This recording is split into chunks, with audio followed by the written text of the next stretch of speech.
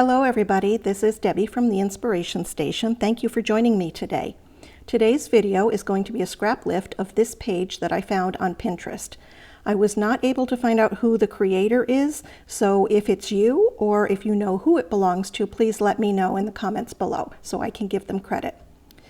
I've chosen to do some photos from a trip that I took to Vermont and the covered bridges that we saw.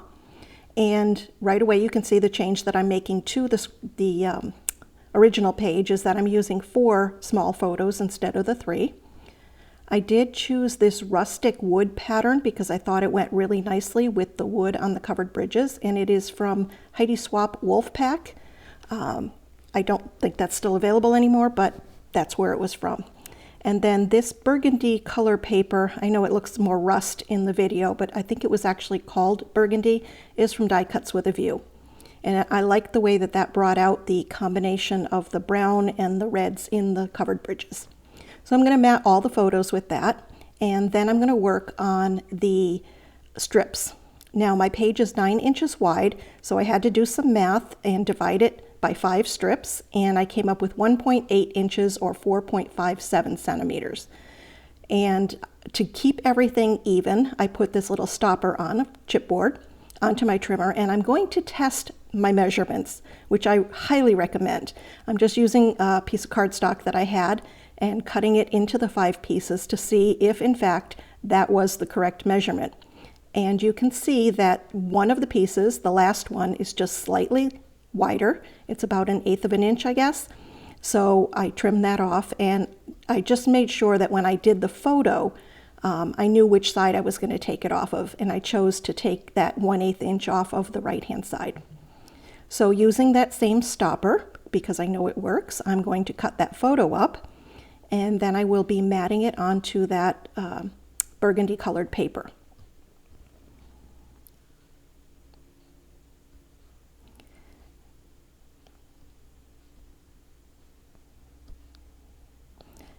So I am just going to lay this down. I did try using the T-square to get it straight, but I find that I eyeball it better. I don't know, I can't use that T-square. And I used this 1/8 inch piece of washi tape to give myself the separation between each panel. It works really well as a spacer.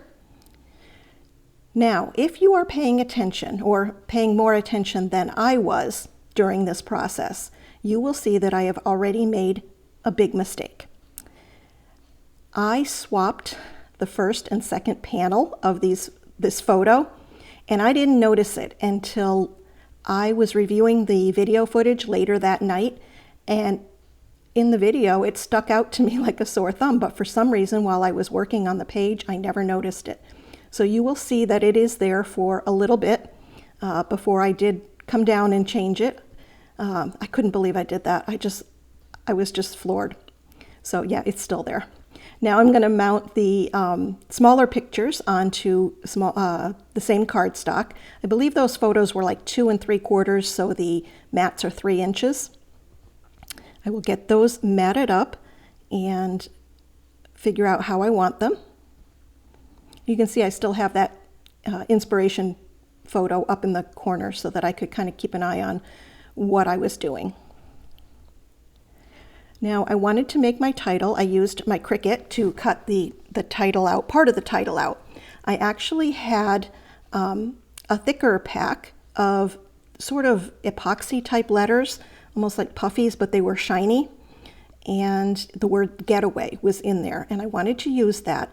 So I did my best to match up the font, not knowing what the font was, but I kind of guessed at it. I found something that I thought looked like it would work. And I cut 3 layers of the title, and I'm just stacking them up so that there's some dimension. I want them to be about the same thickness as that title that I already had. And you'll see in a moment that I think I did really well in picking out the font, because there's the word getaway, and the Vermont, I somehow managed to get a very similar size, and the font, I thought it worked. So hey, yay me. Now I wanted it to also be shiny like the sticker was, and I used some Nuvo drops in clear to do that. And in hindsight, I think I should have used glossy accents instead. Nuvo drops are not self-leveling like glossy accents is. So you can kind of see they're very bumpy, they're very uneven. I had a hard time getting them to smooth out, and in the end they are not smooth, but I think it worked out okay. I just left them to sit overnight, put it aside, went upstairs, and that's when I reviewed my video footage and found my big mistake. But I came down the next day, and you'll see once they dried, they look pretty good. Yeah, they're a little bumpy, but I'm probably the only one that's going to notice it. So yay me. I thought that came out really well.